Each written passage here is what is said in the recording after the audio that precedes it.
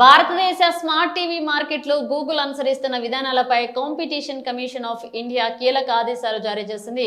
Smart టీవీలలో Android operating system అలాగే Google play స్టోర్ను డీఫాల్ట్గా అందించడాన్ని ఇకపై కొనసాగించబోమని గూగుల్ అంగీకరించింది. సిసిఐ ఆదేశాల నేపథ్యంలో టెక్ దిగ్గజం ఈ నిర్ణయం తీసుకుంది. భారత స్మార్ట్ టీవీ రంగంలో గూగుల్ మాతృ సంస్థ ఆల్ఫాబెట్ పోటీ వ్యతిరేక పద్ధతులు అవలంబిస్తుందని, మార్కెట్లో గుత్తాధిపత్యం కోసం ప్రయత్నిస్తుందని సిసిఐ ఆరోపించింది. గూగుల్ కు భారతదేశం అతిపెద్ద మార్కెట్లలో ఒకటి.